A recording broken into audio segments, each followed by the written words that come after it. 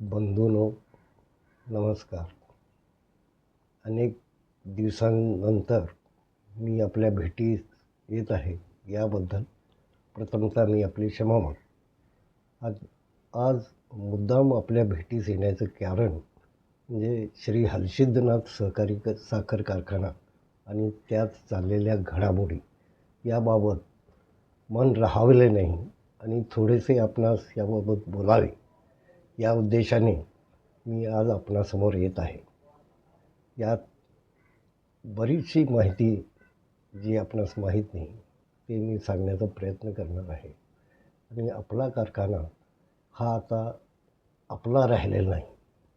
श्री हलसिद्धनाथ सहकारी साखर कारखान्यावर आता एका धनाढ्य भांडवलदाराची मक्तेदारी निर्माण झाली आहे आणि ती आगामी पिढ्यापर्यंत त्याचा परिणाम आपल्याला भोगावा लागणार आहे. यासाठी आपल्या भागातील शेतकरी जागरूक व्हावा आणि त्या दिशेने त्यांनी आपली पावले उचलावीत आणि आपला स्वाभिमान जगवण्यासाठी श्री हलसिद्धनाथ सहकारी साखर कारखान्याचे स्वातंत्र्य अबाधित ठेवावे अशी मी आपल्याला कळकळीची विनंती करण्यासाठी आजचा हा व्हिडिओ बनवत आहे.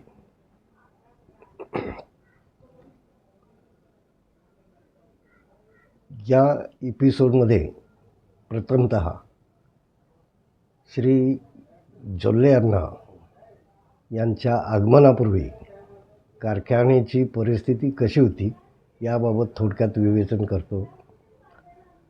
याबाबत आपल्या कारखान्यावर अण्णासाहेब जोल्ले यांचे वर्चस्व येण्यापूर्वी सुमारे 290 कोटींचे इतके देणे होते. याचे कारण म्हणजे या कारखान्यातील मशिनरी कामास आली होती आणि त्या कामासाठी लागणारा पैसा आणि शेतकऱ्यांची थकीत बिले ही अशी मिळून सुमारे 300 कोटी रुपयांची गरज आपल्या कारखान्याला होती. आणि आपले सर्व संचालक मंडळ हे काही उच्च कॉर्पोरेटर पदाचे कोट्याधीश नव्हते. सर्वसामान्य उद्योजक किंवा शेतकरी अशा वर्गातील होते. कोट्यावधी रुपयांची गुंतवणूक करण्याची ऐपत आपल्या संचालक बोर्डामध्ये नव्हती, हे एक आपण मान्य केलं पाहिजे. पण तरीही आपला कारखाना हा शेतकऱ्यांच्या स्वाभिमानातून चालवण्यात येत होता. कारखान्यावर सुमारे 300 कोटी रुपयांचे कर्ज असले तरी तो कारखाना आपला होता. शेतकऱ्यांना तिथं जाऊन जाब विचारण्याची हिंमत होती, ताकद होती आणि संचालकांना, सभासदांना, कर्मचाऱ्यांना याचा जबाब अनेक वेळा सभासदांनी, शेतकऱ्यांनी विचारला देखील होता. पण अखेरच्या काळात झालं काय की शेतकऱ्यांची ज्या वेळेला बिलं थकली आणि कारखान्या चालू करण्यासाठी लागणारा पैसा, नवीन मशिनरी खरेदी करण्यासाठी हा आपल्या हातात नव्हता.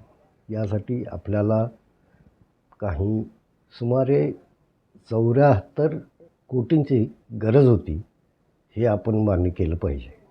आणि या काळात बँका आणि सहकारी संस्था यासुद्धा आपल्यास जमेल असे सहकार्य देण्यास उत्सुक नव्हते, ही सत्य आहे.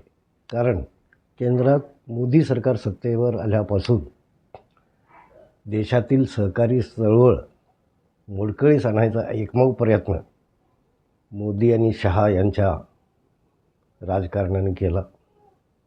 आपल्या कर्नाटकातीलच नव्हे तर महाराष्ट्रातील, उत्तर प्रदेशातील, मध्य प्रदेशातील, राजस्थानमधील, देशातील सर्वत्रच सहकारी संस्था मोडकळीस आणायच्या आणि त्या एखाद्या भांडवलदाराकडे सोपवायच्या असा एक चंगच या सरकारने बांधला होता. त्यामुळे सर्वच सहकारी साखर कारखाने जवळजवळ शेतकऱ्यांच्या थकबाकीत गेले होते. जे काही थोडे बहुत होते ते कसेबसे नेटाने उभे राहत होते. अशा परिस्थितीत आपल्या कारखान्यात कोणताही मोठा भांडवलदार नसताना आपणास हा कारखाना चालवण्याची जबाबदारी होती. अशा अवस्थेत ज्या वेळेला अण्णासाहेब जोल्ले यांचा शिरकाव कसा झाला.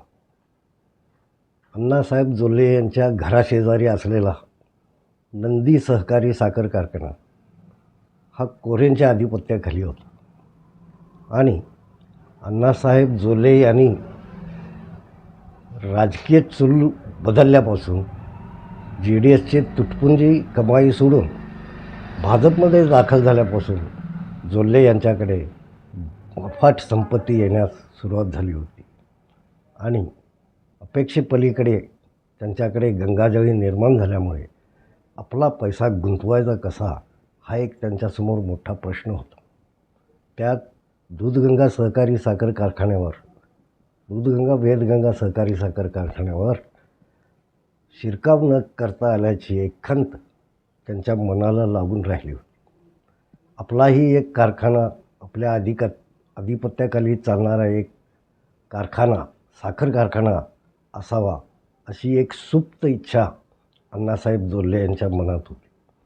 त्यांनी त्या दिशेने पैसा जास्त येऊ लागल्यानंतर त्यांची इच्छा पुन्हा जागृत झाली आणि एकदा ते करूनच दाखवतो अशा पद्धतीनं त्यांनी कारखान्यांची पडताळणी सुरू केली. पण संकेश्वर साखर कारखान्यावर कत्तींची सत्ता होती.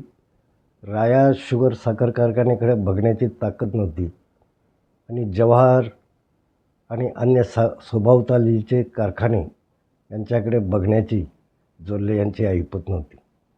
मग राहिला आपला श्री हलसिद्धनाथ सहकारी साखर कारखाना आणि तो आत्ता अडचणीत असल्याची सुवर्ण संधी अण्णासाहेब जोल्ले यांना दिसून आली. त्यांनी लागलीच आपल्या पतसंस्थेतून पतपुरवठा करण्याची तयारी दाखवली आणि आपल्या संचालक मंडळाला देखील हेच हवे होते. हे दुर्दैवाने मान्य करावे लागेल. अण्णासाहेब जोल्लेंनी प्रारंभी गुंतवणूक केली आणि शेतकऱ्यांची बिले भागवली. म्हणून ते सारखे वारंवार सांगत आहेत कुलूप घेऊन बसले होते. ह्या म्हणण्याला काय अर्थ नाही. त्यांच्या पडून असलेल्या संपत्तीला योग्य गिऱ्हाईक पाहिजे होते. त्यांना फिक्स व्याज देणारे गिऱ्हाईक हे हलसिद्धनाथाच्या माध्यमातून मिळाले आणि त्यांना मनोमन आनंद झाला. कारखान्यावर आपली सत्ता येणार आणि कारखान्याचे संचालक मंडळ आपल्या आधिपत्याखाली राहणार याचा एक आराखडाच त्यांनी तयार केला आणि त्यानंतर पहिल्यांदा त्यांनी कारखान्याला 74 कोटींचे कर्ज देऊन आपल्या अखत्यारीत आणले. त्यांच्या मनातील एक सुप्त भावनेला जागा निर्माण झाली आणि त्यानंतर प्रचंड व्याजाचा वरवंटा कारखान्यावर फिरण्यास सुरू झाली. तत्कालीन संचालक मंडळाला काहीशी सुटका वाटली, पण नंतर त्यांनी जे प्लॅनिंग केले ते अत्यंत अघोरी होते आणि आपला कारखानाच त्यांनी हिसकावून घेण्याच्या दृष्टिकोनातून कशी वाटचाल केली हे मी आपल्याला पुढल्या एपिसोडमध्ये सांगणार आहे. आज मी इथेच थांबतो. धन्यवाद.